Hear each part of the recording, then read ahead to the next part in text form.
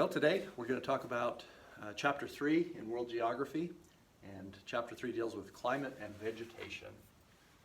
So page 1 first. There's 4 pages for this chapter. Page 4 is a little bit short. Section 1 will deal with seasons and weather. Okay, so this is very important in talking about seasons and weather, and that's the axis, an imaginary line that runs through the Earth's center between the north and south poles, and it's always tilted at 23.5 degrees. Whenever you look at a globe on a stand, it's typically tilted at that 23.5 degrees. That is a very important number, as you can see. We'll talk about it. The Earth rotates or spins on its axis once every 24 hours, turning west to east, and this causes our day and night. Turning west to east, that's why the sun is seen first by those people in the east, on the eastern coast. And so if you're watching a TV program and it says the show will air at 8 p.m. Eastern, well, that's 6 o'clock for us. So there's Central Time, Mountain, and then Pacific. So our time is different. Okay, so that's our rotation. Then we have a revolution, the Earth's orbit or path around the sun, and it takes 1 year or 365.25 days. Well, quarter day is a question. We don't have one day that's like 6 hours and then we move into the next day. But what we do is after 4 years, we have February 29th, and we use up that extra quarter day that builds up. And if we didn't, then we might have some weird things happening, like on July 4th, it might have a foot of snow outside and be 20 degrees. So we don't want that to happen. This revolution around the sun, there's some dates, we'll be talking about those. Okay, weather, condition of the atmosphere in one place during a short period of time. So you could say the weather's nice today, tomorrow the weather's supposed to be cold, or so just a short period of time, a few days, a week maybe, where the weather could change and be different from normal. Quick example, so I coached the golf team, and we went over to Palisades. It's probably been a month or two now, well, month and a half. And the temperatures were 90, 85 degrees, Well, we get there that morning, and the weather had changed dramatically, and it was 37 degrees. It was raining, snow in the mountains. It had actually come down a little lower and snowed on us when we were golfing. And we decided it was too cold and we weren't accomplishing much, so we came home. But that's the weather. Then you have the climate. So the climate is the weather patterns that an area typically experiences during a long period of time. So in Utah, we can say our summers are hot and dry. Our winters are cold and wet. And quick example of a story. So our roof was, originally it was basically flat. And our house was built in 1950. And we started to have these leaks in it, and eventually the roof or ceiling in my daughter's room fell in on her and my son 2 or 3 weeks later. So we thought, okay, it's definitely time, we've got to do something about this. So we contacted a contractor, and he said, okay, we're going to work on this project during June, because in June, in Utah, it's the driest month. Looked at the weather data from 100 years. And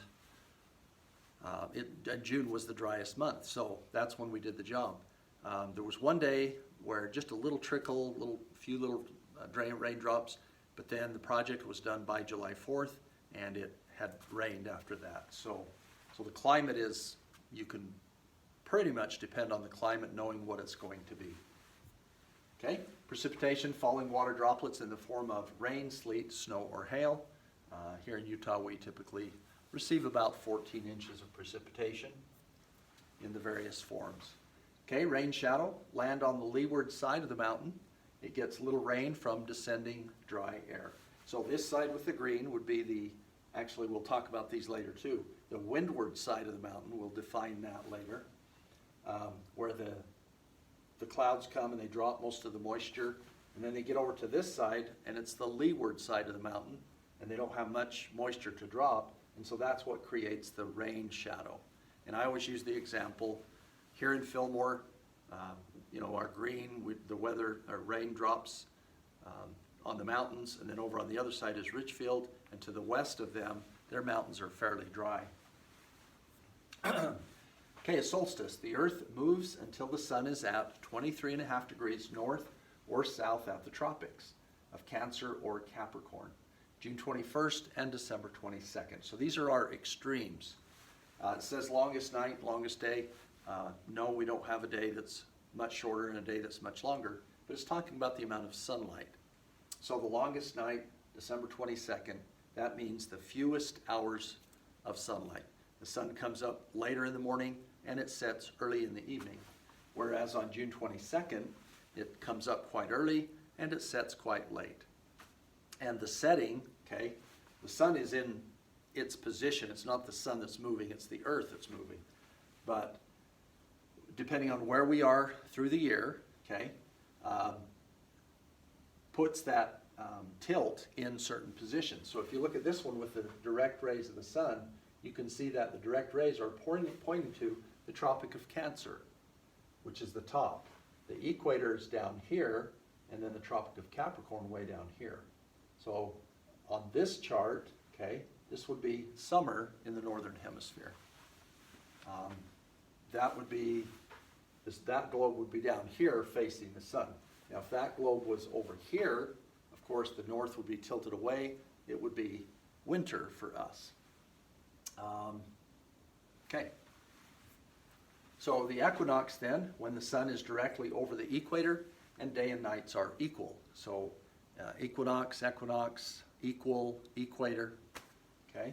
So that occurs on March 21st and September 23rd. So again, the direct rays right on the equator and Tropic of Cancer, Capricorn. I remember those two based on the third letter, the N and the P. N comes before P in the alphabet, so I know that that one's on the top. That's how I remember it. Okay? A hurricane is a storm that forms over warm tropical ocean waters, and it's known as a typhoon in Asia. These are typically named, and there's a certain season that they occur. You know, every year it seems like there's one or two pretty large, pretty substantial, but then every so often there's a real bad one. I think we can all remember Hurricane Katrina that had a lot of devastation. Okay. A tornado is a twister that forms quickly and sometimes without warning. It's a powerful funnel-shaped column of spiraling air. So lots of examples there. Here in Utah, we don't get this type of weather event, fortunately. We have lots of mountains and we're a little higher in elevation, and so we just don't, we experience small ones, but nothing like these major ones. Okay, a blizzard, a heavy snowstorm with winds of more than 35 miles per hour and reduced visibility. So I was watching a video that talked about some of the different places and extremes of weather and snow, and I think this one here is the one that holds the record. And this is actually created from a snowdrift. It takes place, I believe it's in Japan, and a lot of people go there and get pictures, and it's quite a tourist attraction. But so they'll get a storm, and then the wind blows, and it just piles up with these snowdrifts.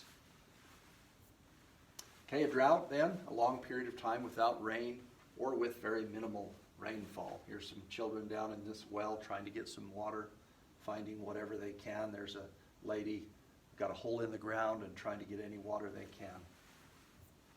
And that's our page 1, the end of page 1. So thank you.